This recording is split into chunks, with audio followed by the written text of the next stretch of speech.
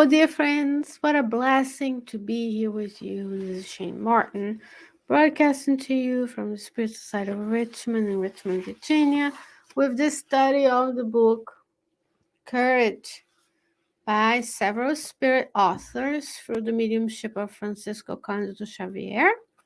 And we'll be studying this book for a little while. This is chapter 9, titled At the Time of Charity. And this article is by the Spirit Emmanuel. So let's see what Emmanuel brings to us today. Quote, "You will not avoid the work of correcting others, and neither you'll be able to refuse the unpleasant obligations that come with the task of restoring normality. In order to achieve these, we must fill our heart with gentleness so as to be able to bless while correcting and construct while offering guidance. The neighbor's difficulty is an invitation to beneficence. However, just as it's necessary to repair the bread, which is given with love, in order that it's not better in the mouth of the one who receives it.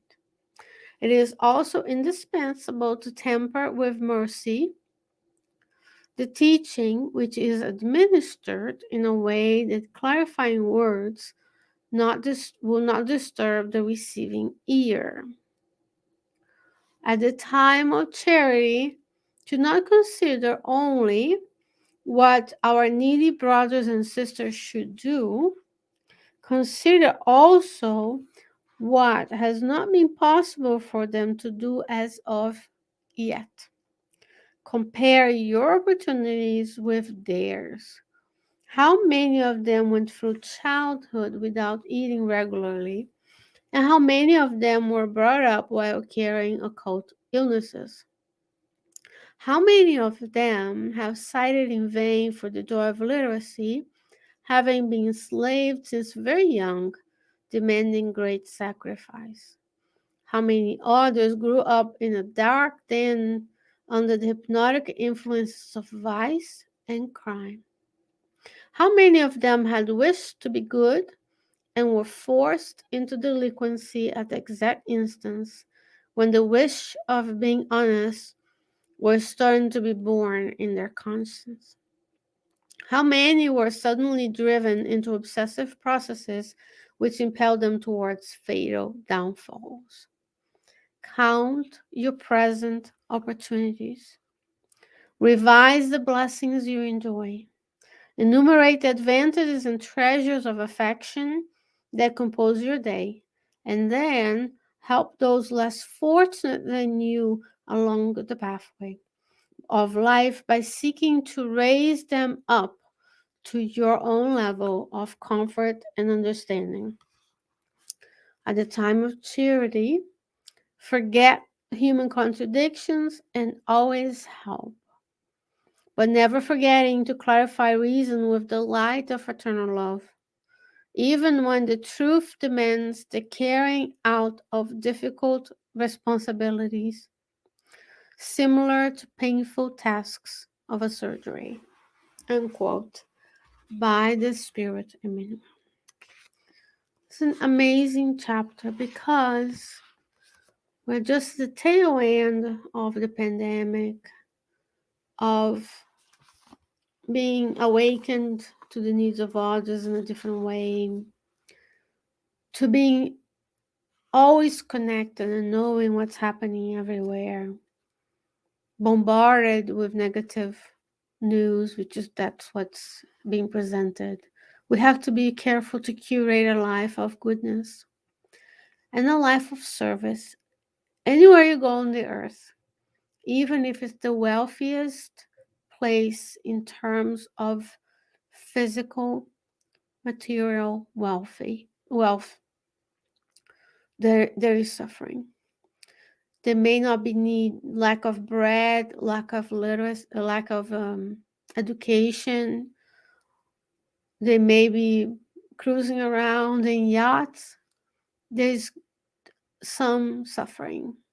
Why do I say that? Very few of us are here in missionary attempts, and few of us are superior spirits hanging out amongst. The majority of us are still imperfect spirits trying to move along and improve ourselves as the law of progress dictates.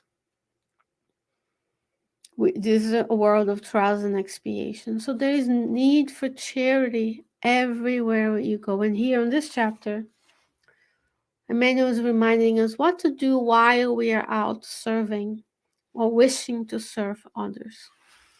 He says, let's say we have to correct someone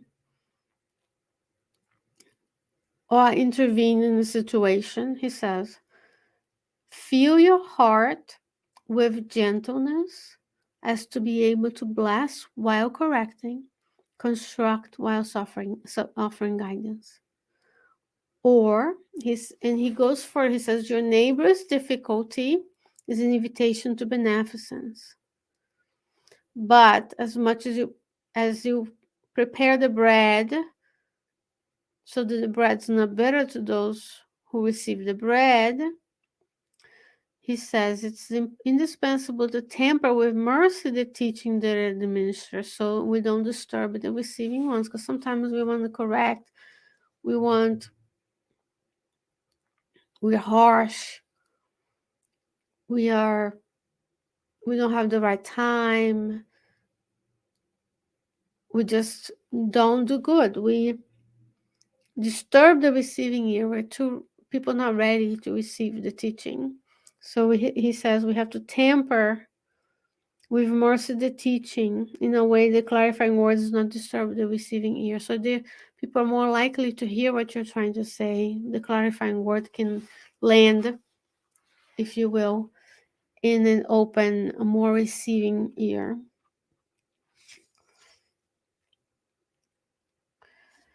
At the time of charity, do not consider only what our needy brothers and sisters should do, but also what has not possible for them to do as of yet. Because a lot of people go to charity but say, wow, if they only had a job, work, they only didn't do X, Y, and Z. And who are us to throw the first stone? We all have made mistakes in our lives.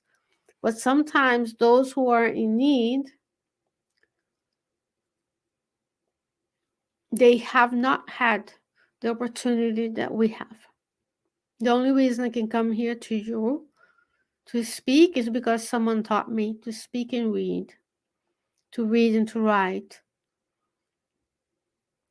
so that I can achieve what I have, so that I can serve in my profession, that I can serve here for you. If I've never been given literacy, you can't point at someone and say, why aren't you reading 10 books a year, 1 book a month? Because they don't know how to read. And he says, compare your opportunity to theirs. This is teaching empathy. When we go around the world, before we criticize, we say, what are the opportunities that this person was not allowed to have for many different reasons that put them where they are? Could be an expiation, it could be something they did, yes. But we're not here just to expiate. We're here to help one another. Maybe it's our mission, maybe it's our duty to help those in a less fortunate area of town so their kids have material to go to school, the books, the pens, the pencils, and all of that, as good as the ones I give to my own kid in the wealthy part of town. Instead of saying why they don't have good scores, but they also have the resources that you have, that your children have. And he says, how many went through childhood without eating regularly? It's a problem. School lunch is paid for where I live. So if the child doesn't have money, or the parent child, they may go hungry, and we don't know. We're not with them 24/7 to know of their difficulties. And how many of them had diseases? Sometimes people have issues that they're not visible. They may look okay, but they may be harboring some sort of difficulty in the health department. How many have cited in vain for the joy of literacy, friends? There are 400 books of Chico Xavier. If we finish this lifetime reading a fraction of those, we would have been much better off than if we don't. And there's people in the world who do not know how to read. And there's people who don't read at a level they should because they don't have the resources in school to care for them or their parents don't have. And it's not us to judge. How many grew up in dark dens under the hypnotic influence of vice and crime? When someone is born in that situation and grow in that situation, we do not allow them to develop the potentialities that they could have, especially when we hoard everything in our own communities for our own offspring, which many of us do on the earth. Then we look around and we don't understand why others can't achieve what we have, or they didn't have the same opportunities. They have a harder time. Think about the last time you're hungry, you're not eating regularly. How can you learn? If you live in a household where there is crime, vice, alcohol, not just alcohol and alcoholism, but alcohol, because if your house has alcohol, go read the book of the books of Angela Louise that talks about when you have a sip of alcohol, the obsessive spirits come and attach to you. Your house is not going to feel good. And we know there are mental forms. We know that whatever we do, there are spirits enjoying what we watch, what we listen to. We may be invisible, but invisibility does not mean absence. They're there. That's a direct quote by Euripus Barsanova, by the way, that we just studied as Spiritist Magazine program last Tuesday. Invisibility does not mean absence. How many of them have wished to be good and were forced into delinquency at the time where the wish of being honest was starting to be born? How can we blame someone who does not have opportunities?